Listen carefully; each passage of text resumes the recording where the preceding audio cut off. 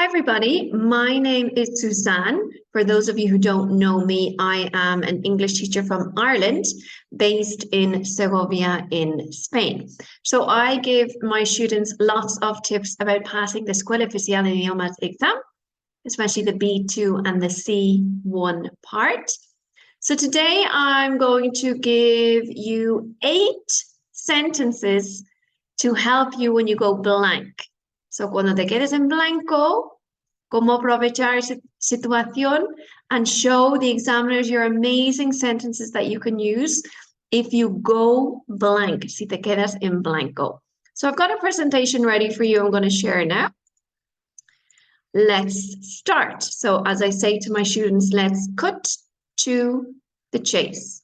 So 8 sentences to help you in your speaking exam if you go blank. It happens to everybody. It happens to me sometimes when I'm teaching. It happens to politicians. It happens to teachers. It happens to students. So when suddenly you have forgotten what you want to say. So the problems in the speaking exam for nearly all of my students, they tell me, is they get very nervous. And if you get nervous, you forget what you wanted to say. And you may not answer the question properly. This is another problem that some of my students have.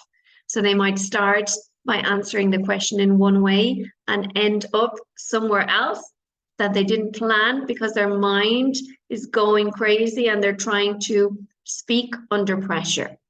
So what you need to do when you realize this, sometimes in the exam you realize this, instead of ignoring it, take a moment to gather your thoughts.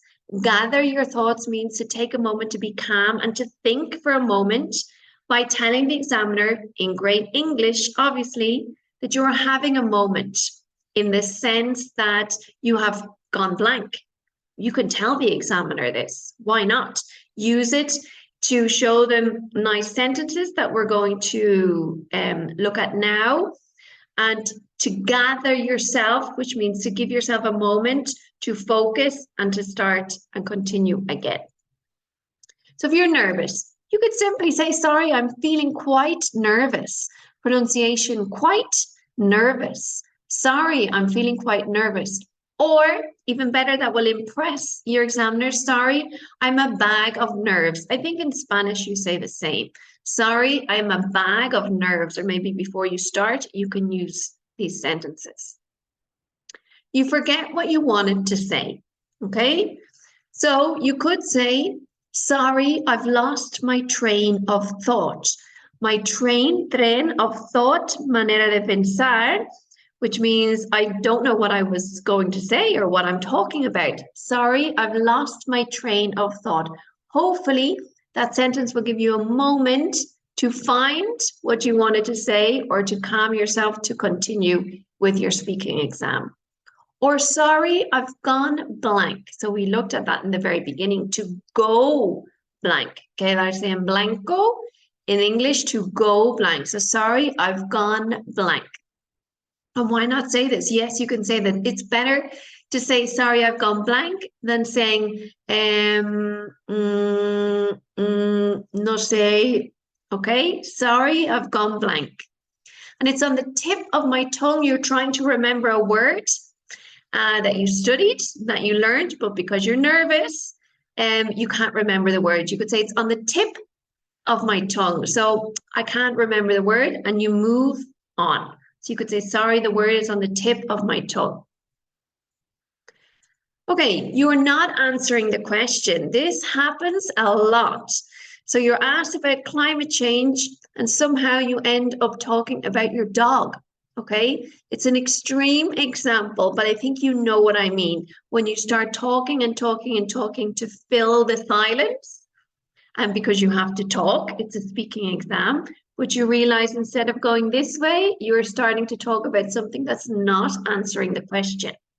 If you realize this in the exam, just say it in English. Stop yourself, say these sentences, and continue answering the question. So for example, sorry, I am digressing. Digressing is this, I'm going off the topic. Or sorry, I'm getting sidetracked.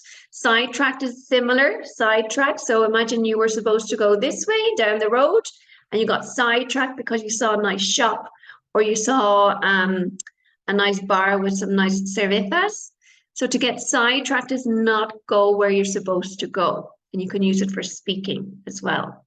Or you could simply say, sorry, back to the question. You realize you're not answering the question. Sorry, back to the question. So sorry, I am digressing. Sorry, I'm getting sidetracked. Sorry, back to the question. Okay, so I hope that was useful. So remember, if you start panicking in the exam, if you start getting nervous, if you forget what you want to say, have a look at these sentences. There are 8 sentences. Pick 1 or 2 that you like. And if you need them, maybe you won't need them, but if you need them, you can try and use them in the exam. Okay, instead of saying, you can use one of my sentences. Okay, if you want more videos, if you think these are useful for you, subscribe and you will get more videos related to the Escuela Oficial de Idiomas exam. Have a good day.